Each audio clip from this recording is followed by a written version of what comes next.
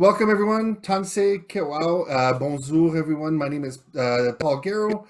I am Métis from Batoche, Saskatchewan, and am a professor in the Faculty of Native Studies at the University of Alberta. And I'm also the president of the CSSR for my last little moments of the presidency, which has been a big COVID presidency, which is fun. But this is the only way I see people, which is in these little squares. Good enough, eh? So today we have a very exciting plenary. Actually, before we go, I want to acknowledge that I am working and living on Treaty 6 territory and the Métis Homeland Treaty Region 4 of the Métis MNA, the Métis Nation of Alberta, and we are very lucky to be working and engaging on our relations on Treaty 6 and Métis Homeland. So please take a moment to recognize those relations in which you live and keep honoring those relations and doing your work in service of Indigenous sovereignty and pushing back against anti-Indigenous racism. So as an aspect of this work for acknowledging our traditional territories, the traditional territories that we live in, as settlers or as Indigenous people, we're also engaging in pushing back against racist discourses and settler colonialism when it comes to Black, Indigenous, and people of color work, our lives, and experiences. So I'm very honored to be the moderator for this amazing plenary, or opening plenary for the Canadian Society for the Study of Religion, called Mixed Race and Religion. So a nice and broad category. Our discussants today, I will introduce everyone in order, and then I will leave the floor open to our discussants to positionally introduce themselves, and then we'll go through sets of 3 questions for the minutes, the time together. So our discussants today will be, and then as I say, you can wave. Dr. Carlos Colorado is an associate professor in the Department of Religion and Culture at the University of Winnipeg. Yay! Ellen Depperwalski. Depperwalski. Depperwalski. I've known you for forever now. Is an MA candidate in the Department of Religions and Cultures at Concordia University of Montreal. Ruby is an associate professor of religious studies in Cape Breton University. Yay! And Nestor Medina is an assistant professor of religious ethics and culture at Emmanuel College in Victoria University at the University of Toronto. Welcome, everyone. So thank you for being here and for participating in this amazing plenary. So let's start with Carlos and your introduction.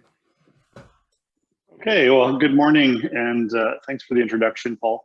I want to start by acknowledging that I'm speaking to you from Treaty 1 territory. These are the traditional lands of the Anishinaabe, Cree, Ojibwe, Dakota, and Dene peoples, and this is also the homeland of the Métis Nation.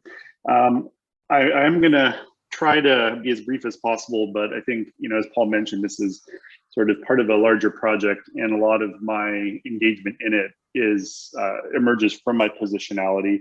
And the project is primarily a sort of comparative work, ethnographic comparative work, looking at Métis and Mestizo identities.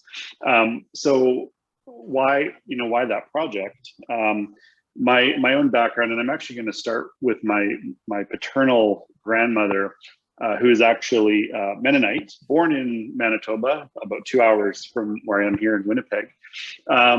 But she was part of what has since come to be known as an old colony Mennonite community. And as sort of state rules changed about education, many of the more conservative Mennonites moved to other nation state contexts. And so she, along with her family, ended up in Cuauhtemoc, which is in the state of Chihuahua in Mexico. And the reason I start there is because I think as we're sort of unpacking a lot of these categories, in terms of at least my experience of mixedness, there is a component of white privilege in terms of how I live my life, even if I present as someone who is racialized. So, I think it's because of that history that my family ended up being back in Canada and enjoying the privileges of that. And of course, the complexities that raises regarding colonization.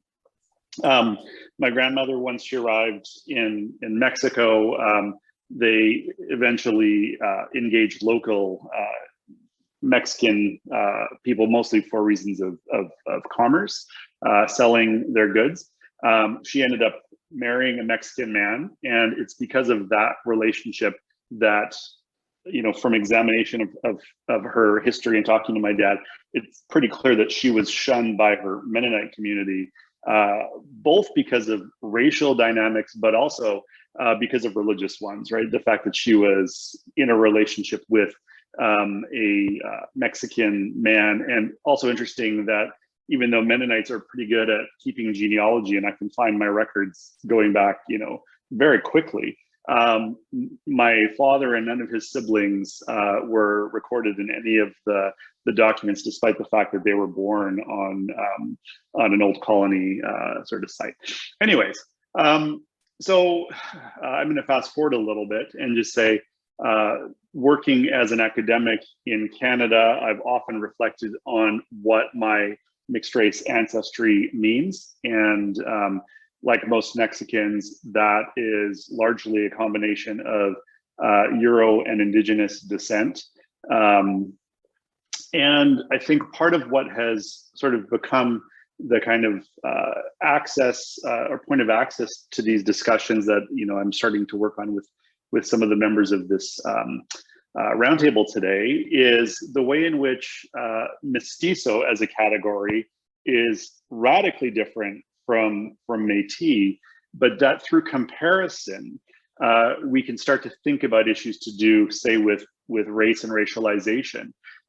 Because for me, my mestizo background has been fundamentally an aspect of racialization. When I've gone back to Mexico, including as a kid and including coming from my own family members, I'm often described as Indio. Sometimes that's preceded with a pejorative term, and it has to do with the way that I present.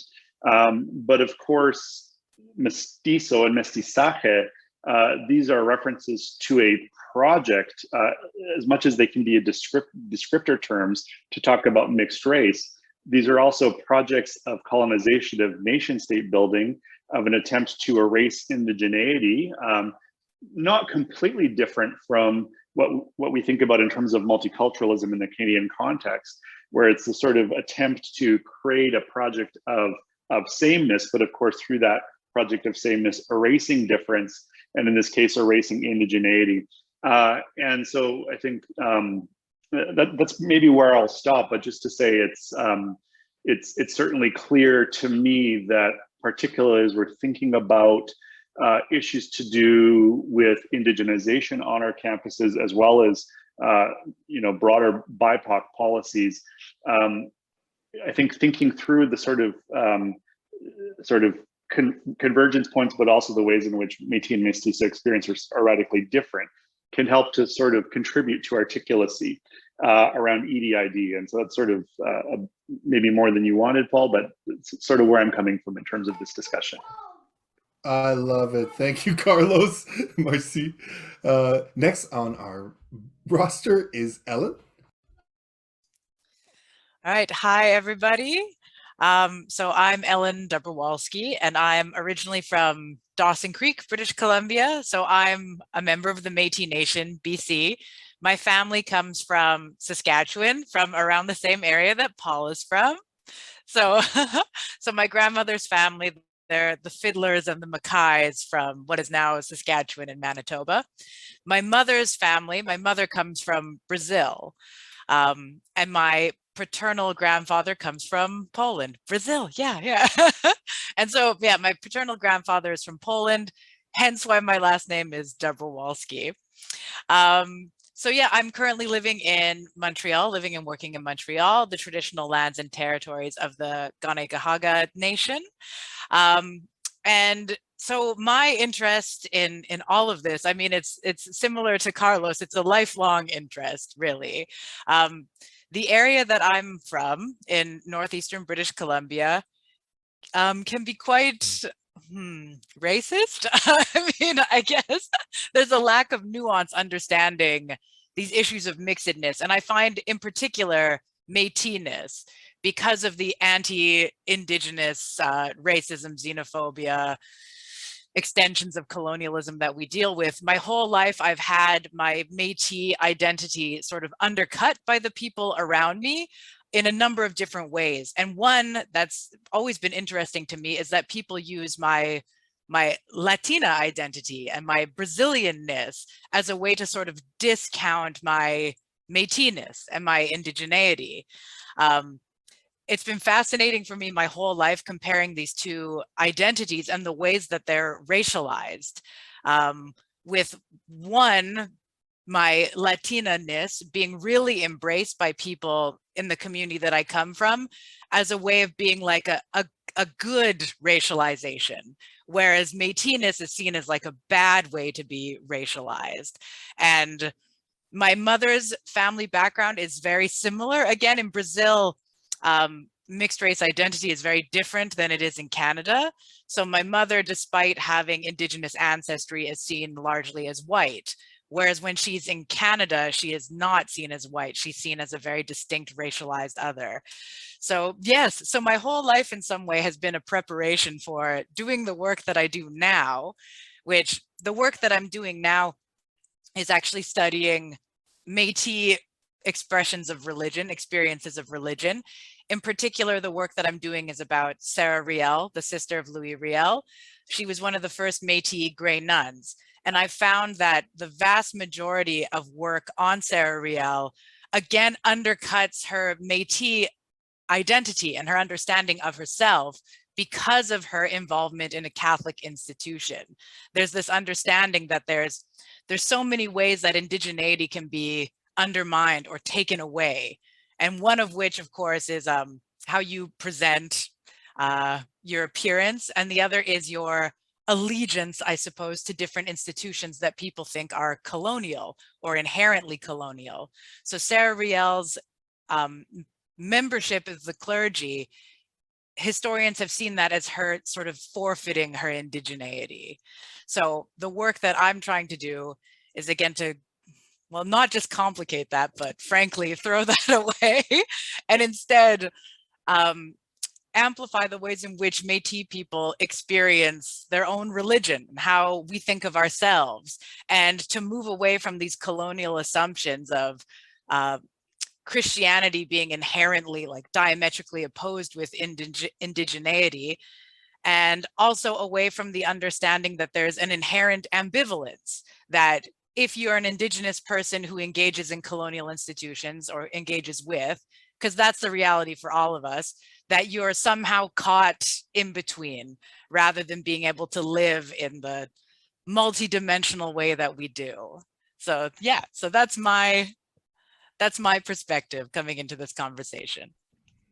Oh, I love that too. I love it. Thank you, Ellen. Now, Ruby, welcome.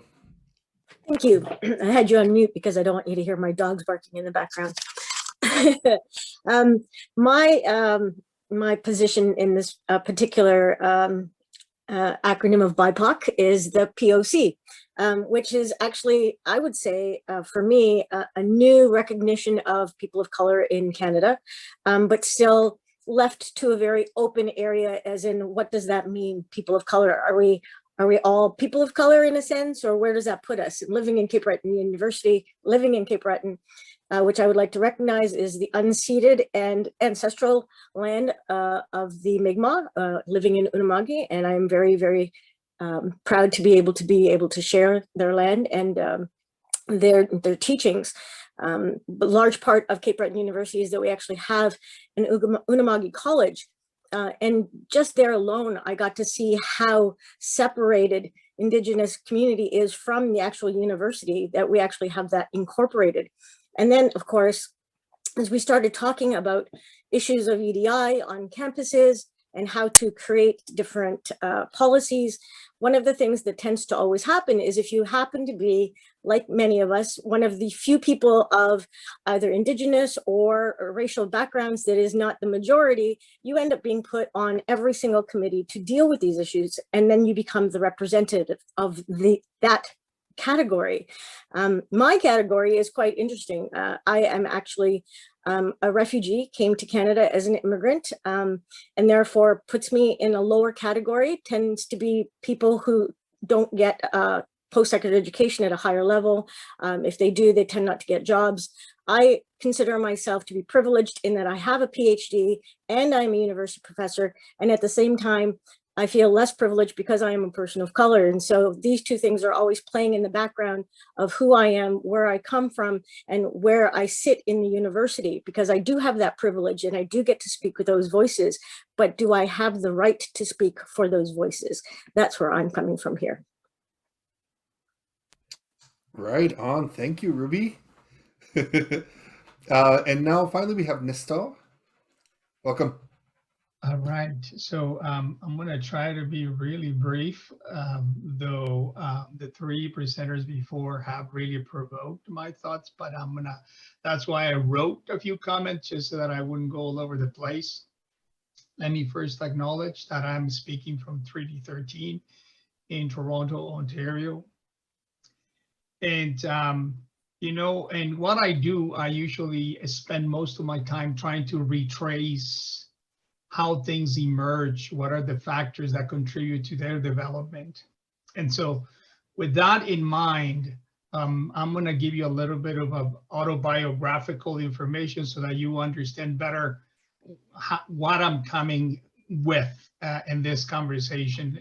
And because I'm a true believer that in many ways, all of me is coming at this conversation. So, political and economic circumstances forced me to leave, to migrate north. So crossing the borders of El Salvador, Guatemala, Mexico, until I reached and swam across the Rio Grande that marks the border between Mexico and the US on January 2, 1998, at 10 p.m., I arrived to the USA. I requested political asylum, and my request was denied. And as a result of that, I ended up in a detention center. Because of my political situation, though, I was deemed a political refugee by the United Nations Human Rights Commission, which meant that I had to wait 6 months in a detention center until another country offered me political refuge. I don't know if that was luck or fortunate, but Canada offered to take me on. So on March 13th, 1989, I arrived to Toronto through Pearson International Airport. Overnight, I became a Latino. Before that, I was a Guatemalan. Subsequently, later that year when I arrived, I applied to a bachelor's degree, and I was rejected 3 times because the school did not recognize the education from Guatemala, because for them, they said it was not up to par to Canada. But when I was working on my MA, as you can see, I'm making a whole lot of leaps. When I was working on my MA on liberation theology, I went through a process of identity crisis, because some of the practices that my mom and my uncles and my family did or engaged in resonated enormously with the Métis people in Canada. So I was wondering what's going on here. So I decided to go back to Guatemala to study my ancestral lines and discover the secrets from my family that they have kept for a few years. I found out that my grandfather from my dad's side was from Morocco, Africa, and that from my grandma, I was also Quiche Maya. So it is with that understanding of retrieving my own ancestral lines and trying to understand myself that I come at this question of being mixed. Knowing also that while I am in Canada, I am still considered a foreigner, an immigrant. I don't quite belong. And also knowing that when I am in Guatemala with my family, For them, I am no longer Guatemalan as well, because I no longer speak nor behave like one of them. So for all intents and purposes, I come at this conversation as a mestizo. And as such is that I engage this conversation. Anyway, that's what I will say. Too dramatic. Thank you, Nestor. Oh, beautiful. Thank you for your story. It's always great to hear your story, Nestor. So for the first question of 3 questions that I'll be asking, and then you can jump in as you want, right? We'll leave it open so we can have a really full conversation here. But so the question is, problems of race and racialization with EDI, decolonization, so equity, diversity, and inclusion, as well as decolonization, in the study of religion in Canadian institutions. What do you see are the big problems of race and racialization in our circles of the study of religion? Go ahead. Anyone want to go first? Well, I mean, I think the point that Ruby already helpfully raised is sort of around the expectations of BIPOC faculty. And in my work at the University of Winnipeg, I serve as the vice president of our faculty association, and I'm currently on our negotiating team. And as I've shared with the other panelists in our sort of preparation discussions, in surveying the collective agreements across the country, there's very little out there protecting faculty members who are BIPOC in terms of workload and expectations. And so there's sort of this expectation on the one hand that that it falls on the shoulders of BIPOC faculty to correct universities, and I would also say similarly BIPOC students. But that has massive consequences in terms of people's careers. I think it also can result in precarity. I'm sure I'm not alone in insofar as my experience has been sort of, let's say, obstacles within my career having arisen because I have raised issues related to our university practices. I guess I just wanted to make one last comment, and then I really want to hear from others, is, you know, some of this has to do with resistance. I think some of the problems we have to deal with has to do with resistance. But I think a lot of it also has to do with inarticulacy, not knowing how to speak about these things, not knowing how to do these things properly. And so even where, you know, there is an attempt at allyship, we don't have, you know, whether it's a lexicon or just the skill set. And so, for example, you know, I've been in many situations where I've been trying to raise issues about racialized faculty, and often get the response, oh, but, you know, we just hired, you know, an Indigenous faculty member, right? So it's this sort of, to which my response is always fantastic. We need more of that. But, you know, it's not a calculus. It's not because what institutions are doing when they sort of make that argument is they're pitting underrepresented groups against each other. It suddenly becomes this kind of, you know, Hobbesian sort of, you know, state of nature where there's a lack of resources, and now go fight it out. And certainly my observation has been that sometimes where there should be more allyship, you know, amongst and between BIPOC faculty members, there's often tension. And I'm seeing more and more that's because of the positions that people are put in terms of a scarcity of resources. So those are maybe just some things that I kind of want to put on the table. And I think that when it comes to mixedness, we're even more inarticulate. And so I meant to have it on my desk. I don't have it here, but the Equity Myth, you know, it's an excellent book. But I was also sort of interested to see that there's not a lot of engagement with mixed race as a sort of category within it. I think there are 2 mentions, and they're both in a table where they're looking at institutional data. And so, you know, I don't say that as necessarily a critique of the book, but just to say it demonstrates, I think, that mixedness is not sort of the top of the sort of priority list as we're thinking through these issues. So I'll leave it there.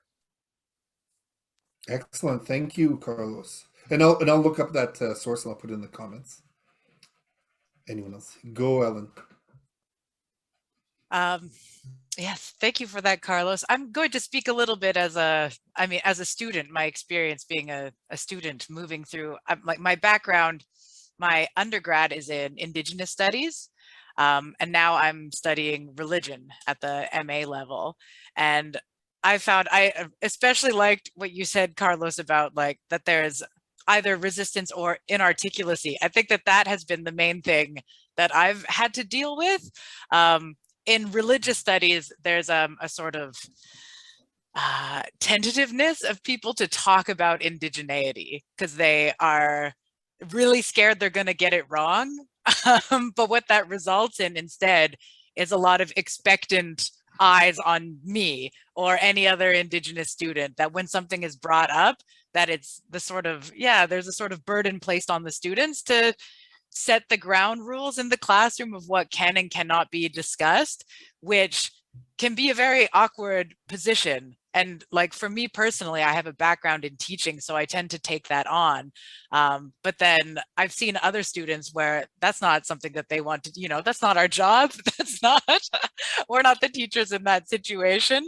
And on top of that, it can be quite tokenizing, that then you are the person who's elected to speak on behalf of all either Indigenous people in Canada or all, Latinx people in Canada or all mixed people in Canada. And it's difficult, especially because I found in general, still there is a lack of understanding of sort of multivocality of these communities.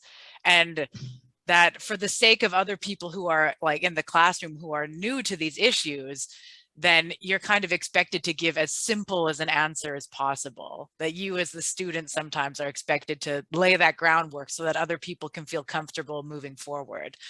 And again, it's a complicated thing because on the one hand, I'm excited to share my experience and to do that. But then on the other, you are sort of forced to simplify your experience and perform it for other people, which, can be uncomfortable. The other thing I wanted to comment on, so that's more or less been my experience sometimes in religious studies, whereas in Indigenous studies, obviously I went to like the classes that I was in, they had fantastic faculty, most of whom were Indigenous themselves. But I found that with like the issue of mixedness was really, really problematic when I was going through my undergrad. And I was even told by a teacher who I love, and she's fantastic, but I was told by her that maybe I should like pivot away from discussing so-called hybrid identities, because that's not really what Indigenous studies is doing anymore. That was like a thing in the 90s. And now that we needed to discuss being Indigenous instead, which again, to someone who is Métis, that was mostly just made me feel quite ashamed of the part of me that, and also made me question what part of me isn't Indigenous then. There was a sort of burden put on me to not talk about being Catholic or to have been so involved in the church, but that was really how my community was sort of built. That was the connections that I had with other Métis people, was through the Catholic church and my Catholic school community. And now I was sort of being like coerced into performing indigeneity in a different way that was more palatable to this understanding of indigeneity being separate from any colonial or settler ancestry that you might have. And it results in a sort of hiding of yourself and a sort of denying of all of your relations, of all of your background. And again, I think that was one of the first times in academia that I had that anxiety of like ambivalence projected on me. Because growing up, I had people all the time being like, oh, it must be so confusing being Métis, or it must be so confusing being Brazilian and being Canadian. And I hadn't expected that I would face that in academia. But then to have my own teachers be like, for the sake of simplifying it, why don't we just focus on that? It was the same rhetoric as these, sort of overtly racist people. This was like a different version of it. It was still that same colonial assumption of like, these identities can't coexist. So you're going to have to simplify who you are for the comfort of the people who are learning with you. Holy, thank you, Ellen. No problem. Excellent. Thank you. Ruby, Nestor? All right, so Ellen seems to be on fire. Go ahead, Ruby, go ahead. I was actually just Ellen. that one of the things that we need to remember being in Canadian universities is that they have been built on Western Christian systems. And so in a sense, racism is systemic to our institutions. We literally built these institutions and we teach them now. And so the question is, how far can we go? And I would say that students, staff, and faculty who are Black, Indigenous, and people of color have been at many points in time done it spoken at great cost to themselves. And so now that we've gotten to that point where we're talking about EDI in universities and where our roles are, I think one of the things that we need to understand in these committees is that most of the people sitting in the room think that they're doing us a favor much of the time, saying that we're going to put in, equity and diversity and inclusivity because you deserve it, in a sense, the 10 of you who happen to be in the room. And it's like the entire institution itself, all of the students coming in, the people who work here, we all feel that. And so I think at some point in time, it shouldn't be our role to say, this is how you implement EDI, or this is what EDI means for Indigenous people and people of color. It's, you need to educate yourselves as an institution and as an administration and understand that the entire system has been built on this, not just religious studies programs, but the entire academic institution. And in that sense, I think that we need to have a very different approach to what EDI is at universities and in Canadian society as a whole. I think we've done a very poor job of saying why it's required, as opposed to, oh, we didn't realize it was so bad for you, which is what we tend to get from administrators.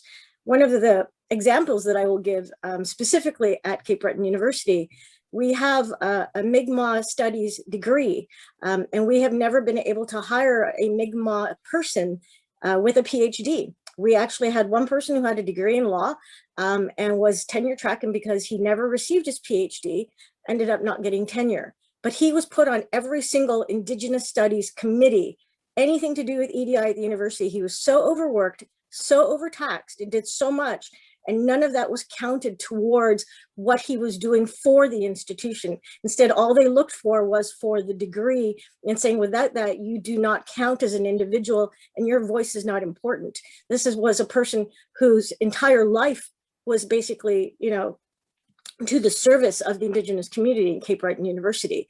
And that to me was the biggest sign that EDI is being approached wrongly at universities, and that we, as people who are people of color, Indigenous, and Black, should not be the ones responsible to tell them they're doing it wrong. But we, in a sense, that's what we should be doing, telling them they're doing it wrong instead of telling them how to do it right, because it's not our job to tell them how to do it right. Can't just be left to the 10 or 20 or 30 of us in these institutions, as opposed to the thousands that are already working on these areas. That's what I have to say. Thanks. Thank you. So, Holy. Ruby, you're on fire too. My goodness. Thanks, Esther. All right. So I don't even know what I cannot, but I can build on a little bit on Ruby's comment.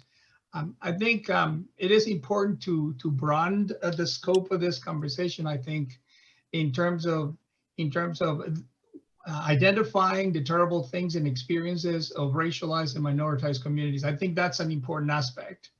But what is also important to see is that even the very study of religion is already structured around the Western European logic and intellectual traditions, to the degree that even studying religion itself is a colonial project and a colonial endeavor, right?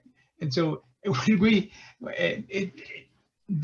problem I have with EDI, and I forget about the D, there is no D there, in what is happening, is that he pretends to know what inclusion means, what equity means, what dignity means, without engaging the very people that are excluded and marginalized. And I think that it's not just about tokenism by including those people, but it's also about exploring and examining the very curricula that is used, and the books, the sources that are often, or the methods that are often required for scholars of religion to know or to teach, because in so doing, they're also reproducing the colonial project, even ourselves. So, because those are part of the requirements of keeping our job. So I think that's an important aspect to also include. Yeah.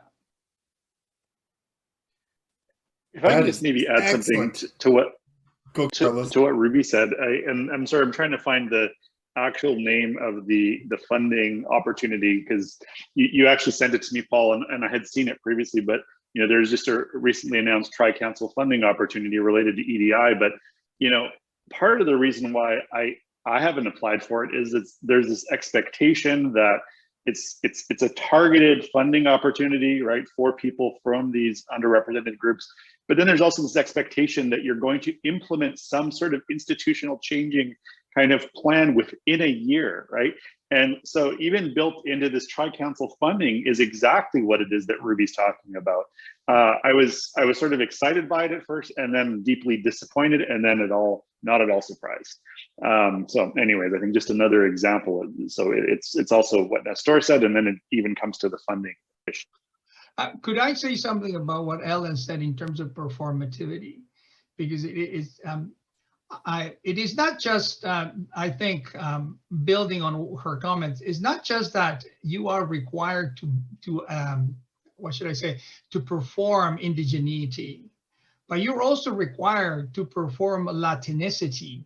You're also required to perform Blackness, and so on and so forth. There is this range of assumptions about what it means to be part of this group, and that if you don't behave that way, damn, either you have abandoned your tradition, or you have whitewashed, or you have something, but you cannot be truly true to your tradition unless you fit within this very small frame. And I think that is one way in which coloniality works, kind of in a kind of roundabout sort of way, by forcing you become something that you never imagined yourself to be, but it's just part of requiring for you to fit into that little check mark. Oh yeah, by the way, I'm Latino. So, Yes, absolutely. And then also when you have identities that people they assume are competing. Again, my personal background being Métis and Latina, Brazilian, where Catholicism seems to really anchor or reinforce the Brazilianness, but then somehow undercuts the Métis-ness, which, yeah. And yeah, it's just an impossible situation. I also wanted to talk a little bit, to build on what you were saying, Nestor, about the study of religion itself being, sort of, I guess inherently sort of perpetuating some of these colonial standards and colonial assumptions. And I just wanted to say, absolutely, I agree. That there's so much that goes into the sources we're allowed to use, the methods that we're supposed to use, the background knowledge that we're supposed to have. And frankly, the thing that kind of weighs on me the most is how we're supposed to express our ideas. One thing that I like to do as much as possible is explain to my family the kind of work that I'm doing, and my extended family too, because I think that the research that I'm interested in, it's informed by my family and my experience as a member of that family, of these communities.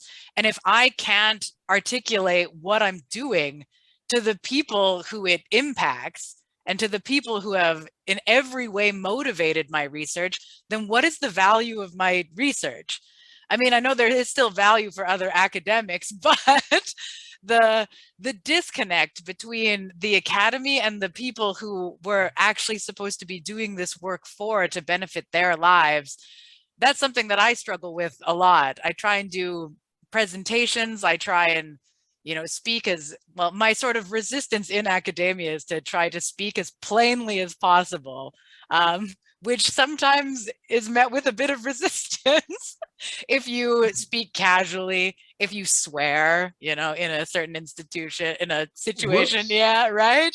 If you laugh too much, if whatever. And that's I don't have an answer for this, but my subtle rebellion is to be, as me as possible in every space that I'm in. Oh, I love it. As Métis as possible. Well, then this brings up the last two questions in which we're talking about is the first one when Ruby talked about racism is systemic to these institutions, and this performativity of culture, like we were talking about, is also a performance of whiteness as well. So how do we resist settler colonial values in whiteness in these institutions? What are your insights? I'll take a shot at this. I mean, I think collective agreements in Canada, they have to be a key part of the answer for faculty. Obviously, hiring practices are crucial, but I think given that we're talking about religious studies as part of the discussion today, and I know it's already been raised, but really new approaches to teaching and research. But I'm also going to add service in there and how we think about service. Mm-hmm. So I know, for myself, doing documentary work has been an important part of this, not just because of, it's not just knowledge mobilization. Obviously it's that, but it's also the way in which it forces you to work with, right? To work with communities.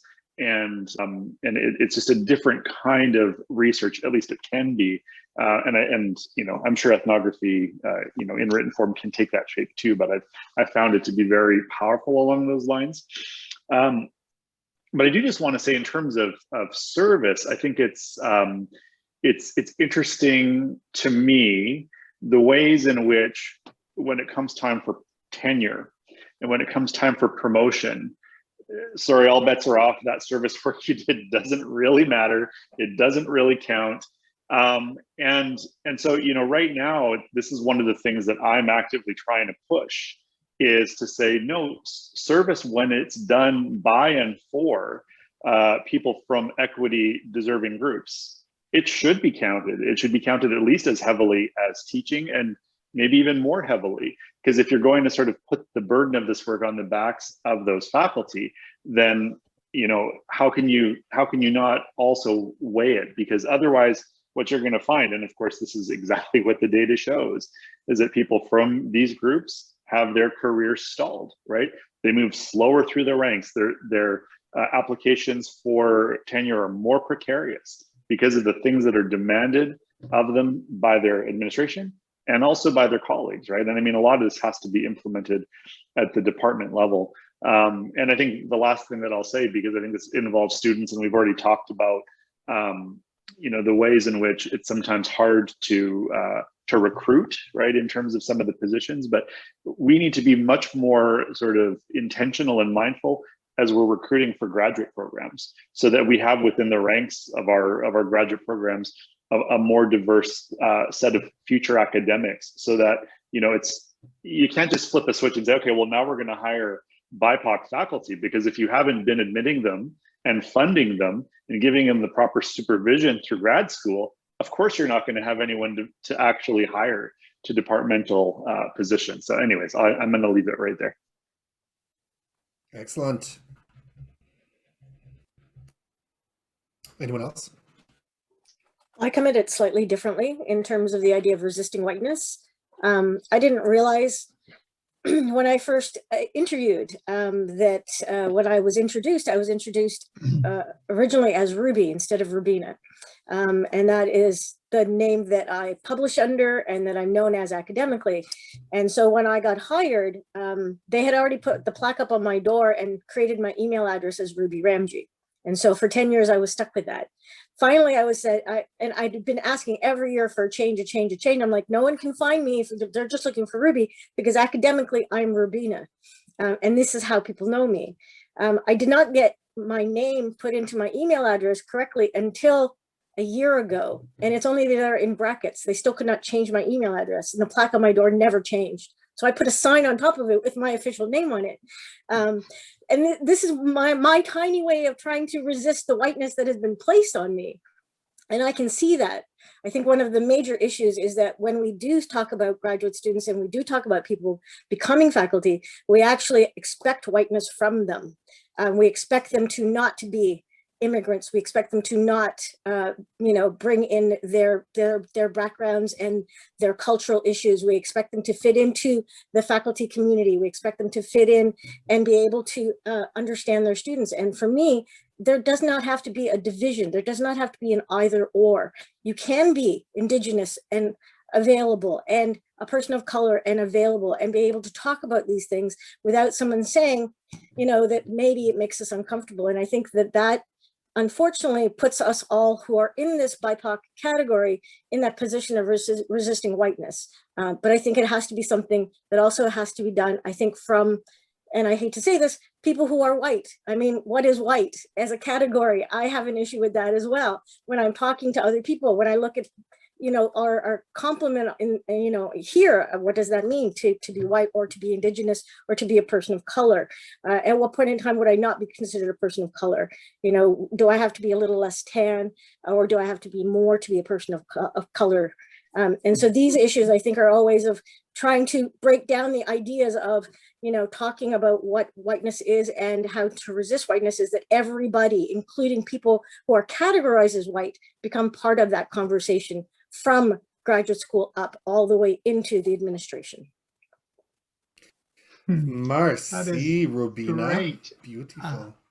I'm thinking, thank you, Rubina, for saying that. I really appreciate that. I think one crucial point for me, or a couple of points for me, is that whiteness is a construct, is a ghost. Almost no one knows what the hell that is. Everybody seems to be trying to figure it out, and for some reason we just never get to it. And it's because it has a powerful, this is like the power of a ghost or the power of an ideology, to be able to guide us and force us to organize and structure our lives around that idea without actually showing itself up. I mean, that's the nature of whiteness. To the degree that we don't often, I mean, nobody here, of course, but at least me, people often organize their lives around that idea, that ghost, and don't realize that they actually are doing that. And so I think that one of the ways in which we can resist whiteness is by recognizing the whiteness also living within us. That is such an insidious, slippery animal that it creeps in, it shows its head up when we less expect it. And to the degree that we can speak about our fellow white folk, Western European, Anglo, North Atlantic, however you want to define them, I'm interested by the comment by Noel that puts in quotation marks "and mix." Well, surprise, surprise, white people are also mixed. There is no such thing as purity. There is no such thing as discrete categories that contain the whole of an individual. I mean, humanity is so incredibly diverse now precisely because of that mixedness. So I think being able to recognize that identities are so incredibly fluid and porous, then also help us to identify the crevices in the argument or the idea of whiteness as purity that I think needs to be interrogated and, for all intents and purposes, debunked. Yes. Thank you. This is something I wanted to talk about this too, because the way that this question is structured of resisting whiteness, resisting settler colonial values in our institutions. One thing I don't want to say is to embrace whiteness, because that's not, but engage with it rather, to talk about it more, to talk about it a lot. One thing that I like to do that makes people very uncomfortable, and I don't do it to make them uncomfortable, but it's an interesting experiment, is that, if someone calls me a person of color, which people often do, I will often say also that I am white, because I also am white. I have a lot of white and settler background, ancestry, and whiteness is such a slippery ghost, right? Because I've discussed this before, that whiteness is sort of in the eye of the beholder as well. Where some people look at me and they do not see someone white, and other people look at me and they see a white person. And I think that that is worth discussing. That again, people get so uncomfortable with it because they're so used to these clearly demarcated identities. So instead, I sometimes get the assessing glare, you know, to be like, oh, I see. No, don't worry. Like, you're not that white. I'm like, what are you talking about? And so again, when we exist in these spaces where people can note, like, my grandfather's from Germany and my great grandmother was from Ireland, this relationality, understanding where you come from, understanding the patterns of migration and movement and relations that have been made to produce you, like, white people can do that in their own lives as well. And if they understand all of the machinations that led to who they are existing in this space, then they should be able to do that with BIPOC people as well.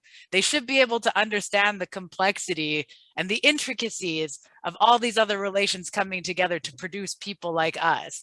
It shouldn't be that they look at these categories and panic because now they think they don't know how to reconcile these identities.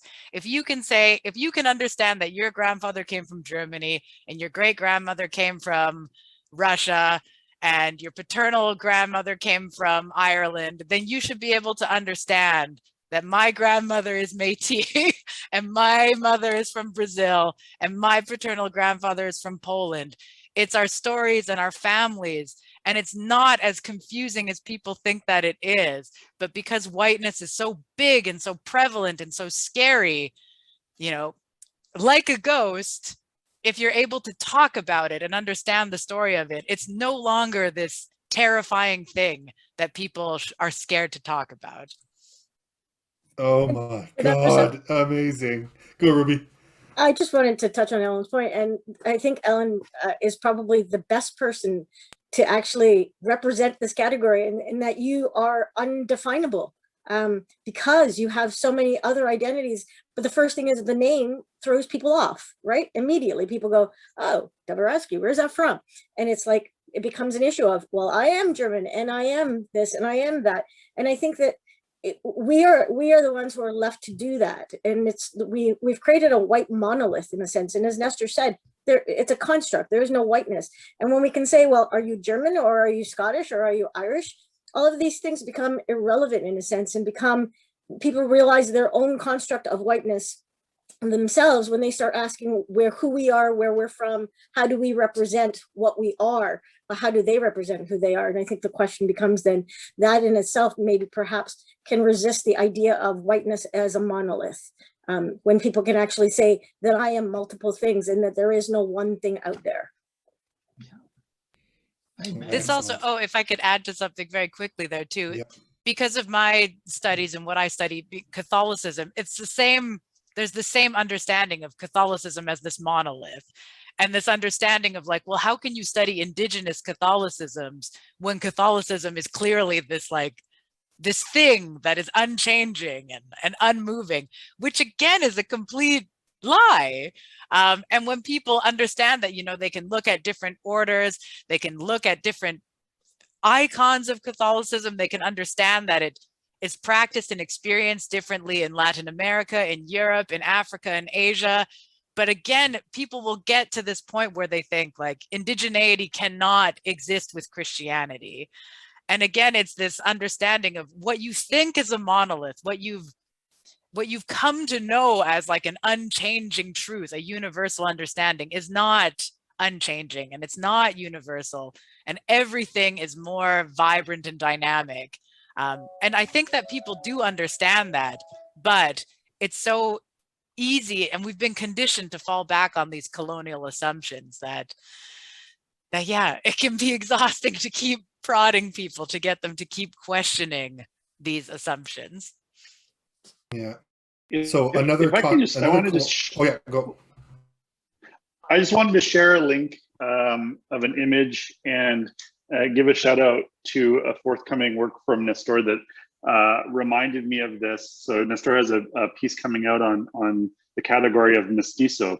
And so I've just shared an image there, and I mean, maybe I'll actually ask him to speak to it because he's the expert on it. But I think it's interesting that in this sort of, so these were paintings that were commissioned by wealthy, I'll use the word Mexicans. But what I'm found striking in terms of the conversation right now is that there actually is no depiction of Española with Española equaling Española. So the white person doesn't exist in this depiction of caste, right? They are above it, and it's how the whole, this image, everything is oriented to it. So I guess to sort of respond or to say something complimentary to what Nestor said, I think the invisibility or the ghost nature of whiteness is a long historical one, because it's present in this image from, I think this is an 1850 painting, if I recall correctly, somewhere around that range. Anyways, I thought it was relevant. Nestor, did you want to respond to that? Oh, your mic. Yeah, but I mean, there is so much there. There is really so much there. But I will say this, though, that as people started mixing up in the context of Latin America, including Brazil, the mixtures, the level of mixture was so much that they created what they call the castas. And there were so many of them that at one point there were over 120 of them.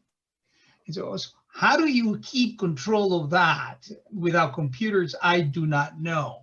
But what I do know is that they were very meticulous about measuring the percentile of blood that you had, either indigenous or African and or European. And what I find there is the assumption that the more you mix up with white people, the higher up the social ladder you're moving. And the more Black and or indigenous blood you are seeing, the more down the ladder you're moving within the social structures. But each of these determined your social standing, but also the kind of work that you could do and the kind of function within society. So it was a very, very sophisticated structure. But at one point, all of those were lumped together. We are now mestizos. You see, that's why I said I'm mestizo. And said, well, now everybody is going to be erased. Basically, all other identities are going to be erased and we're going to be mestizos. But what the assumption behind that was at some point, hopefully, we're going to de-Africanize and de-indigenize our population. So it's the insidious character of whiteness as an ideology is fantastic. It's just phenomenal. I mean, I had to say such a brilliant thing because he seduces us all into becoming its reproducers, right? But it is also insidious or brilliant because it has the capacity to disappear and yet remain present. It's a little bit like Voldemort, you know, the one that shall not be mentioned, but it is so sorry, that tells you how much the kind of movies I watch. But anyway, it's just something that really is worth thinking about. Oh, excellent. Thank you so much, panelists. We're at time now, but I did want to give just a moment for Carlos, Ellen, Ruby, and Nestor just to say a few final words around allyship moving forward, anything, just briefly so we don't go over time. So thank you. Carlos. Yeah, no, thank you for actually giving an opportunity, because this is something that I didn't have a chance to speak to. And I mean, I think allyship is so crucial. And so I think, you know, talking about mestizo, you know, vis-a-vis indigenous in the Mexican context is radically different than it is, you know, north of the 49th parallel. And, you know, I'm learning a lot in that process in terms of, you know, how it is that people that are still on their traditional territories talk about these categories. And it's been interesting to, you know, to see things like, you know, women who are racialized and perceived as indigenous being interviewed and saying things like, you know, what is it that's fixed in me? What is it that I can negotiate? And how does the sort of the gap between those result in my displacement in Mexican society? Anyways, so I find that really interesting, but I guess what the challenge for me is, as I'm doing this work, is how do I think about Indigenous identity in a Mexican context where I am not undermining, I'm going to use the word Indigenous sovereignty, Indigenous nationhood, Indigenous self-determination, because when I'm asked, as I'm doing more work in these areas, when I'm asked if I'm Indigenous, sometimes I just say no, because I don't have the time to unpack what we've sort of been discussing here, but I also feel like that's a really problematic response. But I guess what is challenging is, how do we have these conversations in a way where we're not I'm thinking as a mestizo scholar, we're not undermining, Indigenous sovereignty. So I think that's an important piece that I'm, really focused on. And I've learned a lot from my co-panelists today. So I'm thankful for the conversation. Thank you, Carlos. Ellen?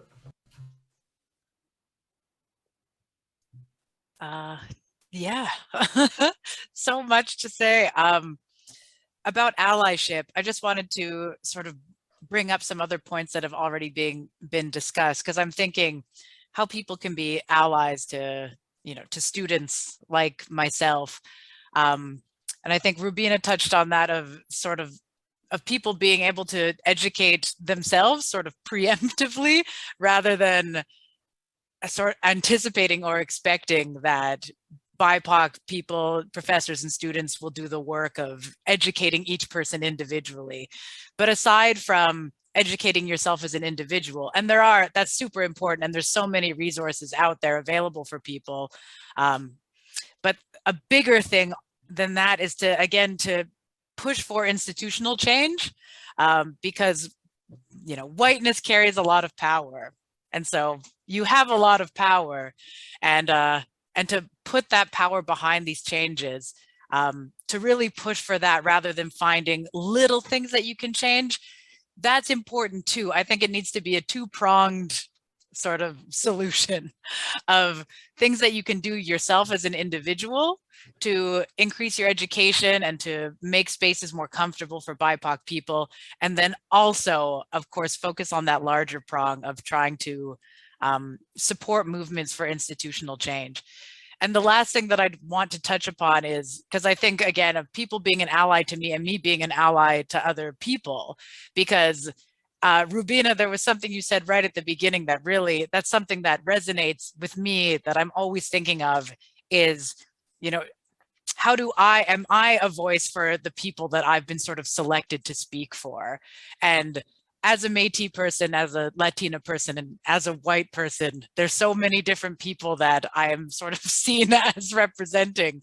And I think my job is to make sure that I'm never letting myself be that one person, that one voice, because there's so much privilege that I have. There's so many experiences that I have that, my own family doesn't have. They will probably never have access to some of the spaces that I have access to. The people from my home community and the people from smaller, more isolated communities, I need to always be aware that I should be doing whatever I can to help those people, and not make this be entirely about my limited experience as a student working through these spaces. There's so much more about being Métis. There's so much more about being Latina, and my responsibility is to those communities rather than to myself and making my own experience easier. Thank you, Ellen. Ruby? That's a lot to put on your shoulders, Ellen. I don't think you should do that. Totally. I'll do as much as I can. Yeah. I think you do a lot of communities proud as a student and as an individual. And I hope that one day you'll be able to do it in a larger format. For me, allyship is this panel, in a sense. This is the first discussion that I've really had about the idea of EDI coming from non-white people, really, if you want to say it that way. And I think the people who are part of this discussion, the participants who are here, all can take this away and start these discussions in their own areas and realize that these things need to be discussed and need to be brought out in the open, and that we do need to actually, in a sense, flay the idea that there is only one type of person to represent. And I think that if we can do that, then allyship grows, because everybody then can be a representative of something, if not just their own voice, but something bigger. when we talk about color, indigeneity, race, even ethnicity, all of these things come into play. And I think that everyone can have a major role in it if we let ourselves. Thank you, Ruby. Nestor, and then we'll wrap up, and then we'll open it up to the floor. All right, so be quick. Three little things, brief things. One, for racialized peoples, I encourage you to please learn each other's works. Quote each other's work. For white people, please stop quoting white people. Quote us and find out that we have some amazing stuff. Anyway, that's just, and second, let's not, for racialized people, let's be careful not to enter into the suffering Olympics. Oh, we have suffered the most. Oh, we have been screwed over the most. We all have been screwed over. And if the whites don't take care, they're also going to be screwed over, because colonialism has a funny head that it just eats up its clients. So that, to me, is important to keep that in mind. And three, sorry, this is for my white folk participants, with all the love I can have and I can muster, please do not co-opt our stuff. Do not start using the languages or the categories that we came up with and then present them as your own. And because in so doing, you displace us. The latest of which is decolonization. You hear a whole lot of decolonization and publishing about decolonization, and your work doesn't even mention sometimes our own work, that we're the ones that created those categories to begin with. That is a problem. That is an actually ethical academic problem. But anyway, enough of that. That's all I'll say. Thank you so much, Nestor. And thank you, Carlos, Ellen, Rubina, and Nestor, for this amazing conversation. Like Rubina said, we don't ever talk about race in these conversations around this. And this is an excellent and productive conversation. So Marcy, hi. And see everyone at the top of the hour for our next panel. Marcy, everyone. Thanks, Paul. Thank you, Paul, for a fantastic job moderating. Yes, thank you. Yay! Okay. No problem.